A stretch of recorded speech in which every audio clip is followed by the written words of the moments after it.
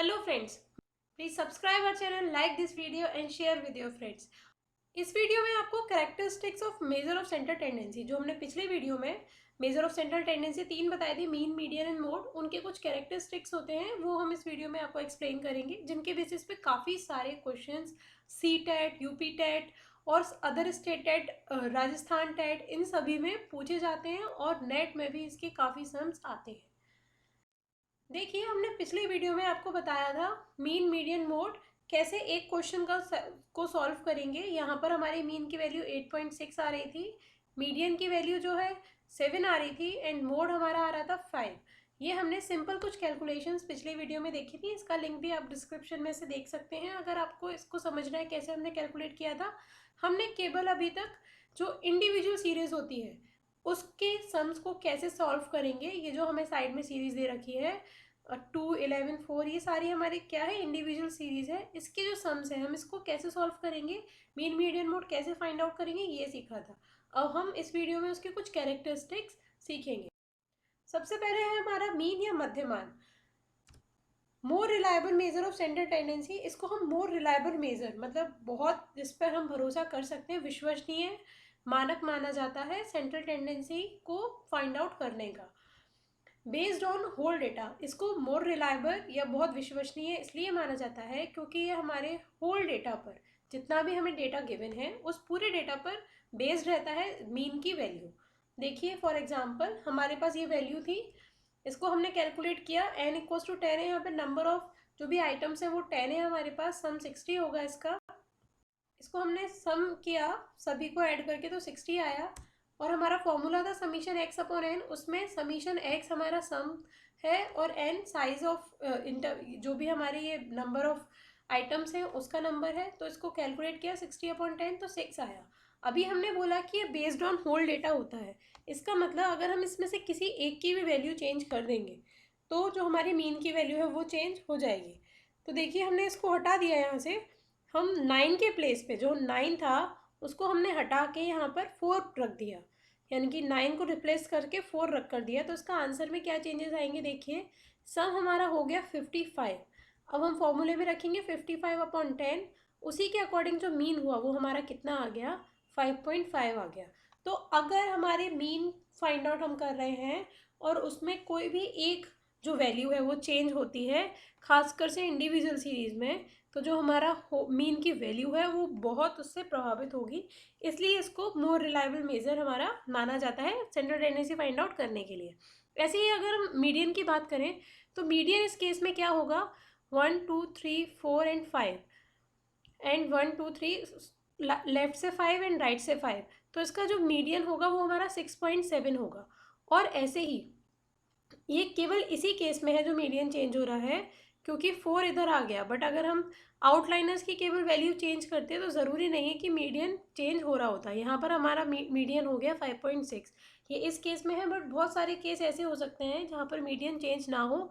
Suppose हमने केवल 2 को चेंज करके 3 बना दिया होता तो हमारा मीडियन पहले जैसा ही सेम रहता, या फिर हमने यहाँ पर 8 को चेंज करके 9 बना दिया होता तो भी हमारा मीडियन 6.5 ही रहता। तो देखिए मीडियन जो होता है या मोड होता है उस पर इतना इफेक्ट नहीं पड़ता क्योंकि वो होल डेटा पर जो है बेस नहीं होते, केवल मीन पर हमारे एक भी वैल्यू चेंज होने का इफेक्ट पड़ता है, इसीलिए इसको मोर रिलायबल मेजर माना जाता है। अब सेकंड जो कैरेक्टरिस्टिक्स है वो है value of mean will change on the same scale. Value of जो मीन है उसकी वैल्यू चेंज हो जाती है एक ही स्केल पे, कैसे, ऑन एडिंग और सब्ट्रैक्टिंग का वैल्यू, अगर हमने उस पर कोई भी वैल्यू ऐड करी या सब्ट्रैक्ट करी तो जो मीन की वैल्यू है वो भी उतनी ही बढ़ जाएगी या घट जाएगी अकॉर्डिंगली। देखिए ये हमारे पास सम था जिसका हमारा आंसर 6 आ रहा था, अभी सेम जो पिछला हमने क्वेश्चन सॉल्व किया था, और अगर हम इसे सब्ट्रैक्ट कर दें, हर क्वेश्चन हर नंबर में से एक एक वैल्यू हमने माइनस कर दी, 2 में से 1 माइनस किया तो 1, 4 में से 1 माइनस किया तो 3, ऐसे ही करके हमने सारा डेटा लिखा हुआ है। तो अब इसका जब सम हम फाइंड आउट करेंगे, पहले हमारा सम आ रहा था 60 पर अब जो सम आया वो आया 50। तो देखिए इसी के अकॉर्डिंग यहाँ वैल्यू चेंज करी तो 50 अपॉन 10, अकॉर्डिंगली आंसर चेंज हो गया 5। पहले जो हमारा मीन आ रहा था वो 6 आ रहा था, अब उसमें से हमने सारी वैल्यू में से जब 1 माइनस किया तो जो हमारा मीन हो गया वो भी 6 में से 1 माइनस करके 5 हो गया। तो यानी कि इस टाइप के क्वेश्चंस बहुत आते हैं। आप इसको डायरेक्टली बता सकते हैं कि अगर कोई डेटा दे रखा है, सभी डेटा में से हमने 5 वैल्यू माइनस कर दिया, तो जो मीन है वो कितना कम हो जाएगा। तो इसका आंसर होगा कि मीन भी 5 नंबर या 5 अंक पीछे खिसक जाएगा, 5 नंबर उसमें से घट जाएंगे। और अगर ऐसे ही हमारा एडिशन का सम आता है, बाई चांस हमने ऐसा किया होता कि 6 हमारा मीन था और इन सभी वैल्यूज़ को हमने ऐड कर दिया होता 2, तो जो मीन हमारा नया होता उसमें भी 2 वैल्यू ऐड हो जाती। मतलब जो नया मीन होता वो पुराने मीन से 2 अंक ज़्यादा होता है, यानी कि वो जो नई वैल्यू आती वो हमारी आती 8। नया मीन जो होता वो 8 होता है। आई होप आपको अब समझ आ गया होगा। Third characteristic of mean is after multiplying the same value with all the scores, the value of mean become the multiple of that number. अगर हमने सारे स्कोर्स में किसी सेम नंबर का मल्टीप्लाई कर दिया तो वो जो नया हमारा मीन आएगा, वो जो पहला मीन आ रहा था उसमें उसी नंबर का मल्टीप्लाई करके नया मीन बन जाएगा। देखिए एग्जाम्पल के तौर पे हमने ये क्वेश्चन लिया था कि उसका मीन 6 आ रहा था। अब हमने नया वैल्यू लिया कि 2 का हम मल्टीप्लाई कर दें उन सारे स्कोर में। 2 का मल्टीप्लाई किया 2 में 4, 4 का मल्टीप्लाई किया 2 में 8, सिमिलरली 9 का मल्टीप्लाई किया 2 में 18। तो ये हमारी नई वैल्यूज़ आ गई। उसी के अकॉर्डिंग जो हमारा नया सम होगा वो हो जाएगा 120। आप इसको ऐड करके देख सकते हैं इस वीडियो को पॉज करके कि ये करेक्ट आ रहा है या नहीं। एंड हमने जब इसको ऐड किया और फॉर्मूले के अकॉर्डिंग रखा तो 120/10, तो आंसर भी हमारा हो गया 12। तो पहले मीन जो आ रहा था वो आ रहा था हमारा 6, और हमने कितने नंबर का मल्टीप्लाई किया यहाँ पर सभी स्कोर्स में? 2 का मल्टीप्लाई किया, तो इंटू 2, 6 इंटू 2 हमारा आंसर क्या होगा? 12। तो यानी कि जो अभी हमारा आंसर आ रहा है वो करेक्ट आ रहा है। इसी तरीके से आफ्टर मल्टीप्लाइंग की जगह पर अगर होता आफ्टर डिवाइडिंग, मतलब हम अगर डिवाइड कर दें सारे नंबर में से सेम नंबर को, तो जो हमारा आंसर आएगा अगेन वो डिवाइड करके ही आएगा। जैसे सपोज अगर हमने इन सभी स्कोर्स में से जो पहले वाले हमारे स्कोर्स थे उन उन सभी में से अगर हमने डिवाइड किया होता 2 का, तो पहले हमारा जो मीन आ रहा था वो 6 आ रहा था। अगेन जो हम स्कोर कर आफ्टर 2 को डिवाइड करने के बाद अगर हम जो मीन फाइंड आउट करते तो वो आता हमारा 6/2 मीन्स 3 मीन आ रहा होता हमारा। आप इसको अपने इस वीडियो को पॉज करके कैलकुलेट करके भी देख सकते हैं कि ये ऐसा आ रहा है या नहीं। तो ये इसकी कुछ प्रॉपर्टीज़ होती हैं। एक और कैरेक्टरिस्टिक्स है मीन का, it is the only measure of central tendency where the sum of the deviation of each value from the mean is always zero. मतलब जब भी हम अगर मीन फाइंड आउट कर रहे हैं और उस मीन से हम सारी वैल्यूज़ का जो है डेविएशन फाइंड आउट करें, डेविएशन यानी कि विचलन, और उन सब का क्या कर दें, सम कर दें, सभी को जोड़ दें, तो जो उनका सम आएगा वो हमेशा क्या आएगा? ज़ीरो आएगा। ठीक है, अब देखिए इसको एक एग्जाम्पल के थ्रू हम देखते हैं। हमारा ये जो है वैल्यूज़ अभी हम जो कैलकुलेट कर रहे थे सेम सम है ये, इसका जो मीन आया वो आया 6। अब हम इसका डेविएशन कैसे फाइंड आउट करेंगे कि हर एक वैल्यू में से जो यहाँ पर वैल्यू दे रखी है 2 4 4 5, इन सभी में से हमें माइनस करना है 6 को। तो देखिए 2 में से माइनस किया 6 तो माइनस का 4 आया। जब भी छोटी वैल्यू में से बड़ी वैल्यू को माइनस करते हैं तो माइनस का आंसर, माइनस में आंसर आता है। तो ये हमारे सारे आंसर आ गए। अब जो इसका सम है वो कैसे फाइंड आउट करेंगे? पहले इन सभी का जो सम है वही हमारा होता है सम ऑफ द डेविएशन। देखिए वो ज़ीरो आएगा, ये कहते हैं कैसे? क्योंकि हमने माइनस वाले को जब ऐड किया 4 5 6 7 8 9, तो इसका आंसर आ गया माइनस का 9। प्लस वाले नंबर्स को ऐड किया तो आंसर आ गया प्लस का 9। +9 एंड -9 को ऐड करने पर हमारा आंसर हमेशा ज़ीरो रहेगा। तो ये सम ऑफ डेविएशन इज़ ज़ीरो, ये भी हमारा यहाँ प्रूव हो चुका है। और ऐसा मीडियन एंड मोड के साथ में नहीं होता है। अगर हमारा स्क्यूड डेटा है तो वहाँ पे मीडियन और मोड कुछ और आएगा, जैसा कि हम पहले भी आपको एक वीडियो में समझा चुके हैं। तो जब वो वैल्यू 6 से फ़र्क होगी तो उसका जो डेविएशन का सम है वो ज़ीरो नहीं होगा। आप इसको चाहे तो ट्राई करके देख सकते हैं। जैसे कि इस क्वेश्चन के अकॉर्डिंग हमारा जो मीडियन आएगा वो आएगा 6.7 6.5, एंड मोड इसका आएगा 4 7 एंड 8। ये 3 मोड्स आएंगे, तो उसके अकॉर्डिंग आप चेक करके देख सकते हैं। इससे आपको पता चल जाएगा कि ये वाली जो प्रॉपर्टी है वो मीडियन और मोड पर भी फॉलो होती है या नहीं। वैसे नहीं होगी, हम आपको बता रहे हैं, पर आप एक बार इसको ट्राई कर सकते हैं। अब मीडियन के कुछ कैरेक्टरिस्टिक्स हैं। First one is does not affect by extreme scores. जैसे कि हमने मीन में आपको बताया था कि जो एक्सट्रीम स्कोर्स होते हैं मीन वो चेंज हो जाएगा। सपोज हमारे पास 4 वैल्यूज़ हैं 2, 4, 5 एंड 9। हमारे पास ये 4 वैल्यूज़ हैं। इनका जो सम आएगा हमारे पास, अगर हम कैलकुलेट करें तो इन सभी का सम आएगा 20। तो यहाँ पर जो एक्सट्रीम स्कोर हो गया वो है हमारा, मान लीजिए 9, क्योंकि इन सभी में जो है वो हमारा 9 सबसे बड़ी वैल्यू है। और 20 का अगर हम डेविएशन फाइंड आउट करना चाहेंगे, सॉरी मीन अगर हम फाइंड आउट करेंगे तो इसका डिवाइड करेंगे 4 से, तो इसका मीन आ जाएगा 5। बट जो 9 है वो बहुत एक्सट्रीम वैल्यू है। अगर हमने यहाँ पर इसकी जगह पर 20 रखा होता 9 की जगह पर, तो हमारा मीन और बढ़ जाता। यहाँ पर हमारा मीन आ रहा था 5, 20 रखने पर जो मीन है 20 रखने पर हमारा मीन आ रहा होता है अप्रॉक्स 15 पॉइंट समथिंग। तो देखिए ये वैल्यूज़ पूरी चेंज हो गई। बट अगर हम मीडियन फाइंड आउट कर रहे हैं तो 4 के केस में हमारा जो मीडियन है, अगर इन्हीं 4 वैल्यूज़ का हमें मीडियन फाइंड आउट करना है तो जो मीडियन आएगा वो आएगा हमारा 4 और 5 के बीच में, यानी कि 4.5। अब लास्ट वाली वैल्यू चाहे 20 हो या 2 हो या 9 हो, उनसे वैल्यूज से कोई फ़र्क नहीं पड़ता। ये अपनी प्रॉपर्टीज़ रहती है कि 2 वैल्यू इधर और 2 वैल्यू इधर, हाफ स्कोर लेफ्ट पे हाफ स्कोर राइट पे, और मीडियन हमें फाइंड आउट हम कर लेते हैं। तो एक्सट्रीम स्कोर्स का या आउटलाइनर्स का इस पर कोई इफेक्ट नहीं पड़ता। ये हमारी फर्स्ट प्रॉपर्टी है।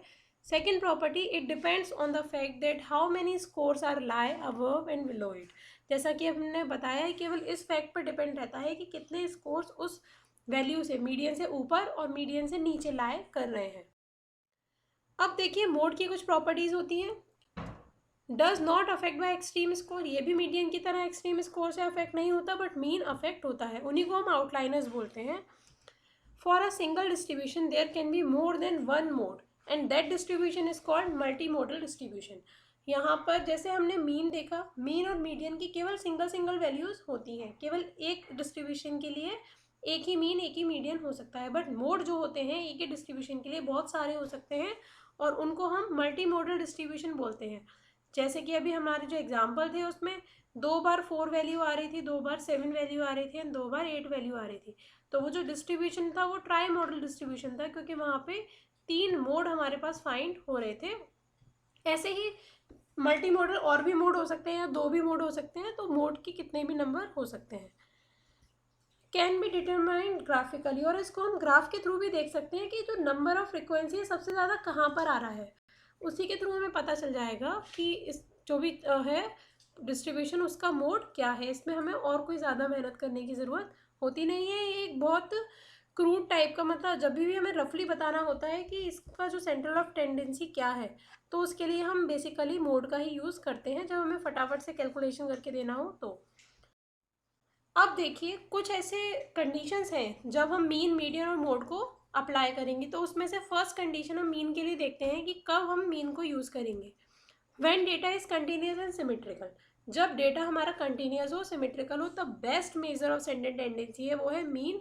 मीन को ही हम यूज़ करेंगे, क्योंकि हमारा डेटा अगर कंटिन्यूस सिमेट्रिकल दे रखा है तो मीन से अच्छा कोई भी मेजर नहीं हो सकता। डेटा इज नॉर्मली डिस्ट्रीब्यूटेड, जब डेटा हमारा नॉर्मली डिस्ट्रीब्यूटेड हो, वो भी पहले जैसे ऑप्शन जैसा ही है, उस केस में हम मीन को फाइंड आउट करेंगे। और मीन को क्या, उस समय अगर नॉर्मली डिस्ट्रीब्यूटेड है तो मीडियन और मोड दोनों ही हमारा सेम वैल्यू देंगे। तो बेसिकली नॉर्मली डिस्ट्रीब्यूटेड में हम मीन को ही फाइंड आउट करते हैं। When importance is given to whole data, जब हमें सारे डेटा को इंपॉर्टेंस देनी हो, तब मीडियन और मोड बेकार के मेजर्स ऑफ सेंट्रल टेंडेंसी है, क्योंकि वो सारे डेटा को कवर नहीं करते, इसलिए उस टाइम पर भी मीन हमारा best measure of central tendency है। When value of central tendency is used in the higher statistics, जब हमें जो मीन या जो भी सेंट्रल टेंडेंसी का मेजर फाइंड आउट करना है उसकी वैल्यू को हमें फर्दर कोरिलेशन फाइंड आउट करने के लिए या फिर कोई आगे की और स्टैटिस्टिक्स अप्लाई करने के लिए यूज़ करना है, तो mean most reliable measure of central tendency है, इसीलिए हम उसी को फाइंड आउट करेंगे। अब देखिए मीडियन की कौन सी कंडीशन है, कब उसे यूज़ करना चाहिए। When we want to know mid point of data, हमें कुछ और चीज़ से मतलब नहीं है, डेटा कितना बड़ा है क्या नहीं है, आउटलाइनर्स का क्या इफेक्ट पड़ रहा है, ऐसा कुछ भी हमें यूज़ नहीं करना। केवल हमें पता करना है इसका मिड पॉइंट क्या है डेटा का, उस केस में हम मीडियन को यूज़ करेंगे। Second, when data is skewed, जब डेटा हमारा स्क्यूड होगा तो मीन जो है वो एग्जैक्ट वैल्यू हमें नहीं बताएगा, उस केस में हम मीडियन को फाइंड आउट करेंगे, इससे कि हमारा जो मेजर ऑफ सेंट्रल टेंडेंसी है उसको हम आगे अच्छे से यूज़ कर सकें।